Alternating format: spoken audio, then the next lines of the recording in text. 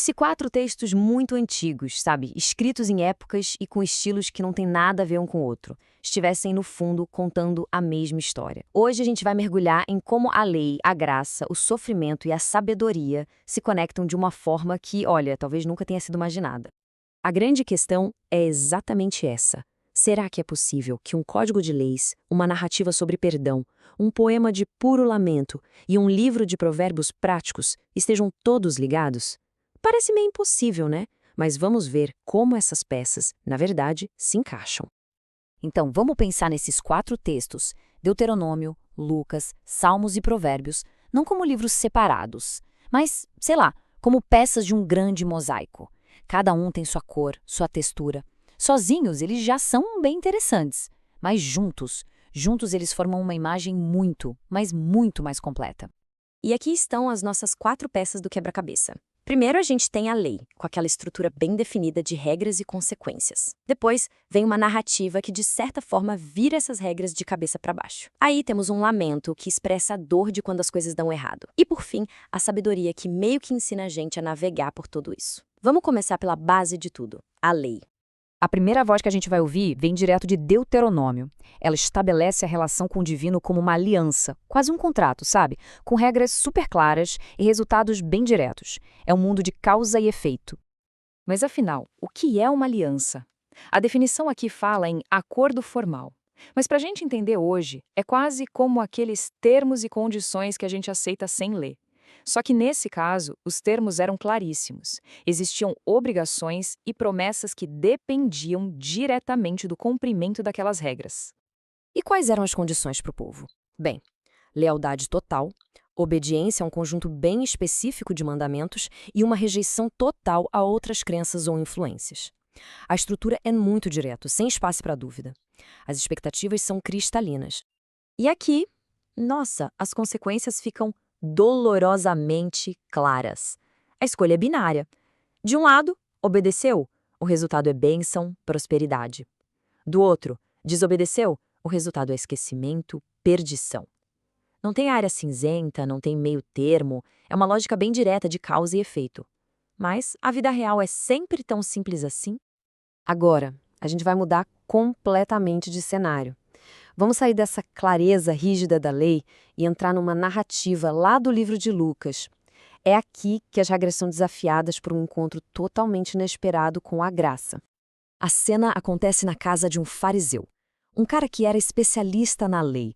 Uma mulher, conhecida por todos como pecadora, se aproxima de Jesus. A reação imediata do anfitrião, como a gente vê aqui, é de puro julgamento. Ele está aplicando a lógica de Deuteronômio. Ela quebrou as regras, então ela é impura. Simples assim. Mas aí Jesus vira o jogo completamente. Ele conta uma pequena história, uma parábola, sobre 2 devedores que foram perdoados. E aí ele lança a pergunta que muda tudo. Qual deles, então, vai amar mais? Percebe como o foco mudou? Não é mais sobre a dívida, mas sobre a gratidão. Não é sobre o pecado, mas sobre o amor que nasce do perdão. E aqui está o grande momento. A resolução do problema não vem do pagamento da dívida, não vem do cumprimento da lei. Vem de um presente, um dom gratuito. O perdão é dado por causa do amor e da fé daquela mulher. É uma lógica totalmente diferente da que a gente viu antes. Esse quadro resume o conflito perfeitamente. De um lado, a gente tem a lógica do fariseu, a balança da lei, que julga o que a pessoa faz por fora. Do outro, a lógica de Jesus, que olha para o coração, para a intenção e que valoriza o perdão como um presente e coloca o amor acima de qualquer regra. Ok, a gente já viu um sistema de regras e uma história de perdão. Mas a vida real não é feita só de teoria, né? O que acontece quando a dor, quando o sofrimento parece que anula tanto a lei quanto a graça? É exatamente aqui que entra a nossa terceira voz, o clamor visceral do Salmo 69. Olha, a conversa que não começa com regras nem com gratidão. Começa com um grito desesperado.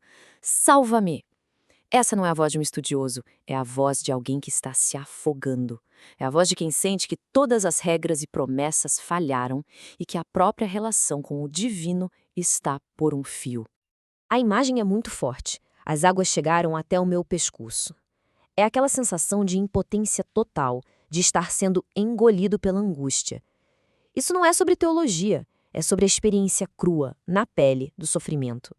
E mesmo exausto, o clamor não para. O que isso mostra pra gente? Mostra que essa relação também tem espaço para dúvida, para raiva, para a dor mais honesta possível. E que a fé, às vezes, é simplesmente a teimosia de continuar clamando, mesmo quando não parece ter ninguém ouvindo.